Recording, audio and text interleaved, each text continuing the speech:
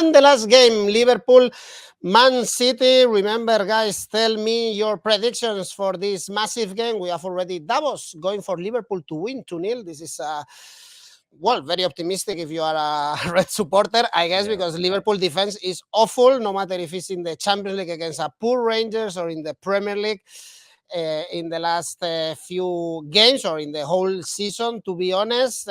So we can expect, I guess, City to score a few goals at Anfield, especially because, for instance, Haaland was rested and some other players in the game against Copenhagen. And you mentioned before how seriously Man City took the game against Man United, and I'm sure they are going to take this one very seriously. And when these guys are on the matter, they are very dangerous. Such a shame going into this game that we aren't seeing a great Liverpool at this moment in time. It's such a shame because this fixture has been so good for the best part of 5 years. It's been sometimes when we all watch football, we're on our phones or, we're chatting to the wife or having our dinner or whatever. But this has not been one of those games. It's been, you have to watch it. Stop everything you're doing, hands in your pockets. Watch this because it's going to be thrilling.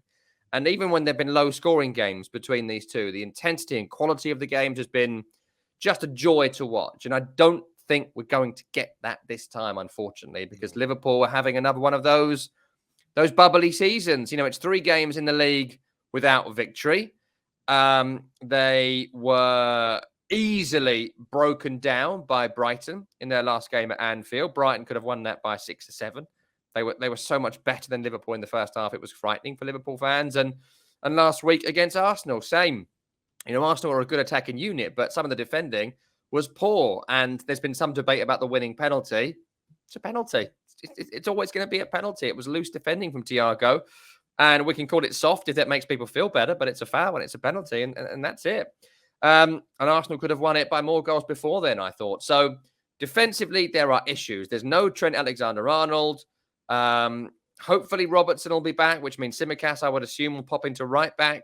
So many concerns about Virgil van Dijk. His movement is poor. His positioning is poor. He's getting beaten quite a lot in games. He's making mistakes, which we haven't seen for the best part of 4 or 5 years. And who's alongside him? Like Joel Matip, is it going to be him? Curtis Jones had some stinkers this year. Where is the other centre-half? Where is 𝗗𝗜𝗦𝗖𝗟𝗔𝗜𝗠𝗘? I don't know. Does he even play for him? Like, what's going on? Is he the centre-half or not? I want him to play every game next to Virgil van Dijk, and we'll learn who the good centre-half is. So it's all a bit of a mess there at centre-half for Liverpool. The midfield looks weak and undercooked, and going forward, their best forward looks like Roberto Firmino, who this time last year was getting kind of bombed out. He was getting replaced by Darwin Núñez or someone else was going up front, Jota. So lots of questions to answer for Liverpool. But of course, we do know they can pull off a spectacular result. For Man City, what have they scored? 33 goals. They haven't lost a game. They're scoring on average, if we go across the last 3 games, what have we got? 3 games and we've got 13 goals. So what's that? 4.5 a game. It's pretty good. It's pretty good. So what do you do here to make some money? Because Man City are going to win this game. I think you're looking at a crushing Man City victory. I think you have to look at a crushing Man City victory if you're going to try and make some money. Every week, look at this market. Erling Haaland to score a hat-trick. It's 17-1. That's worth some money. Erling Haaland to score a header is 8-1. He scored 3 headers already in the Premier League this season, and City do cross the ball. So Haaland to score a header, Haaland to score a hat-trick, City to win both halves, City to score above 3.5 goals. That's 4 or more. The only thing I wouldn't bet here is anything to do with Liverpool. I wouldn't bet on Liverpool to score. They might, but I wouldn't bet on it.